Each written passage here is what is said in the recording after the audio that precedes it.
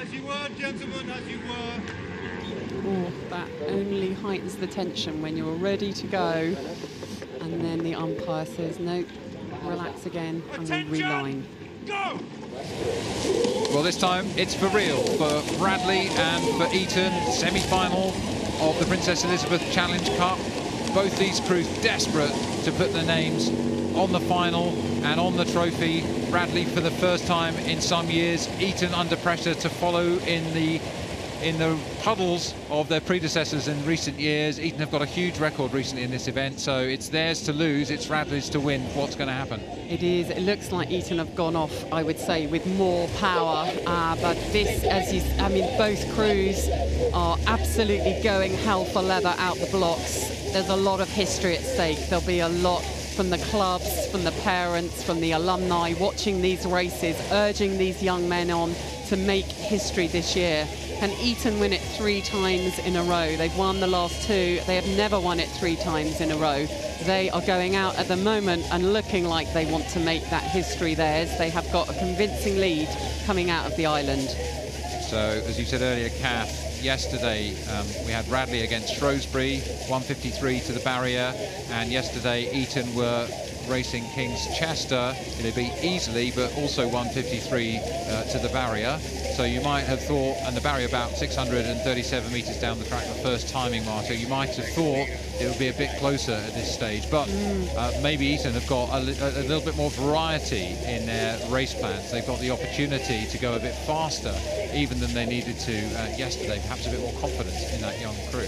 I think they probably feel they need that they need to try and dominate this race, and so they will have talked about that. They will have thought how they're going to step it up, how they're going to sharpen up the start, how can they perhaps go a couple of notches higher in rate out of the start, get the length in early and commit. And of course, it's all about commitment in a 2,112 metre rowing race. Well, we're having all 4 seasons here at Henley today. The rains have just started to fall, and actually that could be an advantage because, you know, we have seen really tough windy conditions giving all kinds of crews, 8s, 4s, singles and pairs and doubles, steering challenges in the middle of the course. And often when the rain's falling, it just means the wind's dropped and, you know, the wind direction is sort of vertically down, which will make it easier. These athletes won't notice the rain, they won't notice anything other than the blade work that they are following, the rhythm of their stroke and 7, and the pace they need to put in to get through to tomorrow's final. These are 2 very well-drilled crews. They come out of really established programs that have ambitions to take schoolboy rowing always to the next level. Really impressive rowing from those crews, and I think Radley are, you know, they've really settled in, they've lengthened out a little bit more. I felt at the start that Eton just powered with longer strokes right from the start, and Eton just, Radley just didn't have quite the same power at the start, whereas now in the middle of the race, which we've seen is so important, to have a plan, to maybe break it up into blocks of strokes with the focus, keeping the power and the motivation high, thinking, playing to your strengths, playing to the kind of the motivations, the intrinsic motivations, the history, and Radley are coming back on Eton. So we're now at the halfway mark. Radley have definitely moved back, closing that early advantage. Is it enough? Have they had to do too much to get to this stage? You can see how much the water has been flattened out by that rain that's falling now down through the second half of the course. The umbrellas are out across the course, and the markers there showing it is, well, 2/3, 3/4 of a length difference. The angle's a bit deceptive here, but I think Radley are still moving on Eton.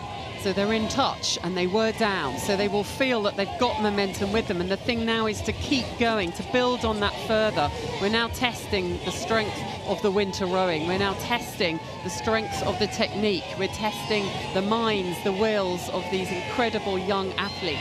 Eton still with the advantage as they go past Remenham, but Radley are in touch, and when you are in touch, anything is possible. Yeah, in the bows of that Radley boat, Henry Jones, Angus Gray, Cheap, Edward Mortimer and Max Hartwright, the bow 4 of that crew, are overlapping with Eton than they weren't before. That gives you confidence. In those seats you'll be calling out to your colleagues, we're moving.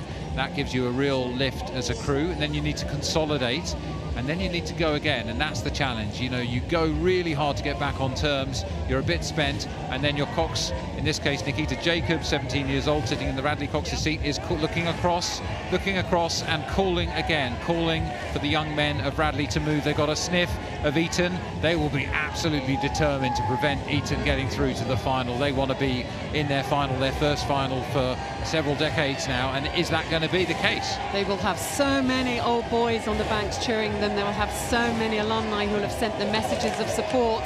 They are coming up, they're attacking, they're attacking. There's still a real solidity, though, in that Eton stroke. Yeah, Joseph Olagundoy at stroke, 18 years old, setting a lovely rhythm for Eton. The question for him and Saxon Stacey sitting behind him in the stroke and 7 seats is, can they lift the rest of their crew? Have they got an extra gear with which to respond to this Radley push? We've not really seen Eton tested on the Henley track at all. Well, they're being tested now. They certainly are. This is exactly what we love to see in the Princess Elizabeth Challenge Cup. They are testing each other. They are going into uncharted territory now. Neither has had this much pressure on them, and Radley have the momentum. You can feel it in the boat. The heads are up. They are urging each other on. They're attacking and attacking again. They have a moment here. This is their moment, and they are seizing it in that Radley crew. They're giving everything. It's a little ragged, but they are attacking. Well, listen to the roar of the crowd. You can see the spectators waving, urging them on, shaking their fists. It's absolutely neck and neck. It's going to be who gets the most strokes in the last 5 or 6 strokes available. Princess Elizabeth Challenge Cup produces amazing racing. Keep your heads in your boats, young men. Just get as many strokes in as you can before the line. Who is it going to be? It's Radley.